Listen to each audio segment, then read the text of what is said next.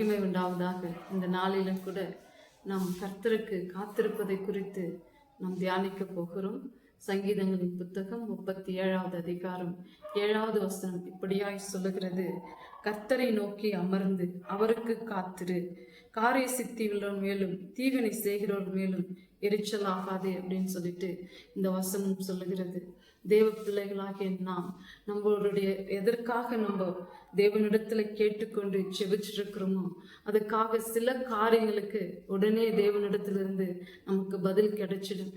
சில தேவைகளுக்கு சில காரியங்களுக்கு நம்ம காத்திருக்க வேண்டியது அவசியம் அப்படின்னு இந்த வசனம் சொல்லுகிறது.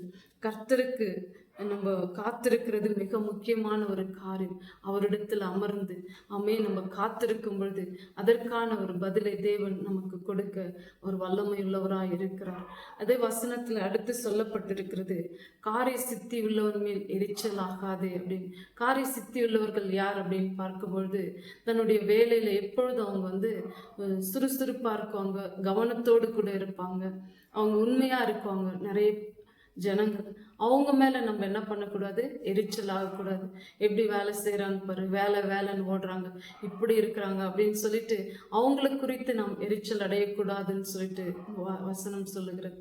அதே நேரத்துல தீவினைகளை செய்கிறவர் மேலும் எரிச்சல் ஆகாது அப்படின்னு சொல்லி, தீவினை செய்கிறவர்கள் யாருன்னா கெட்ட காரியங்களை, கெடுதல்கள், அவங்களை குறிச்சும் அந்த மாதிரி செய்கிறவர்களை குறிச்சும் நம்ம எரிச்சல் அடையக்கூடாது அப்படின்னு சொல்லிட்டு நம்மளுடைய நோக்கம் அவங்க மேல போகக்கூடாது. அந்த ரெண்டு காரியத்தை செய்கிறவர்கள் மேல நம்ம காரிய சித்தி உள்ளவர்கள் மேலும் நம்ம எரிச்சல் அடையக்கூடாது, தீவினை செய்கிறவர்கள் மேலும் நம்ம எரிச்சல் அடையக்கூடாது.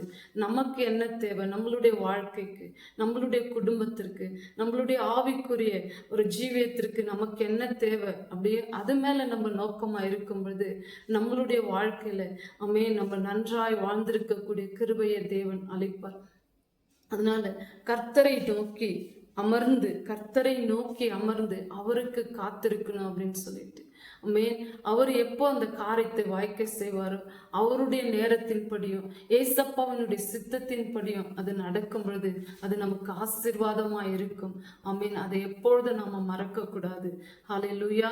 நம்ம இந்த காரியத்துக்கு நம்மளை ஒப்பு கொடுத்து நம்ம தேவ சமூகத்துல காத்திருந்து இந்த ரெண்டு விஷயங்களை காரிய சித்தி உள்ளவர்கள் மேலும் நம்மளை எரிச்சல் அடையக்கூடாது, தீவினை செய்கிறவர்கள் மேலும் நம்மளை எரிச்சல் அடையாதபடிக்கு நம்மளுடைய நோக்கம் ஏசப்பாவோடு கூட இருக்கணும்னு சொல்லிட்டு இந்த நேரத்துல நம்ம செபிப்போம். எங்களை அதிகமாய் நேசிக்கிற எங்கள் பரலோகத்தின் நல்ல பிதாவே, அருமையான இந்த நேரத்திற்காக உமக்கு நன்றி அப்பா, ஸ்தோத்திரம். இந்த நாளில கூட தகப்பனே உம்முடைய சமூகத்துல காத்திருப்பதை குறித்து நாங்கள் தியானித்திருக்கிறோம் அப்பா, ஸ்தோத்திரம்.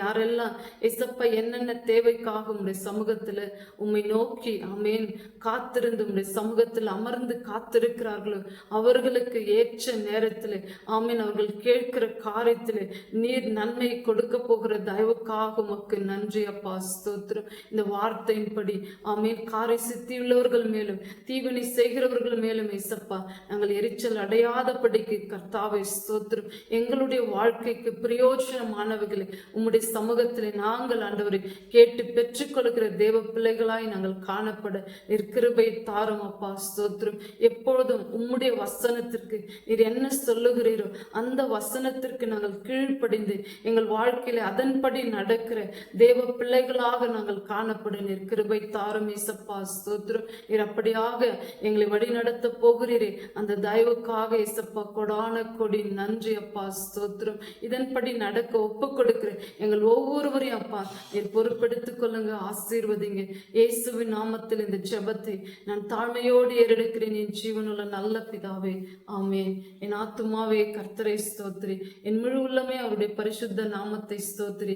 என் ஆத்துமாவே கர்த்தரை ஸ்தோத்திரி, அவர் செய்த சகல உபகாரங்களையும் மறவாதையும். ஆமென், ஆமென். ஹல்லேலூயா.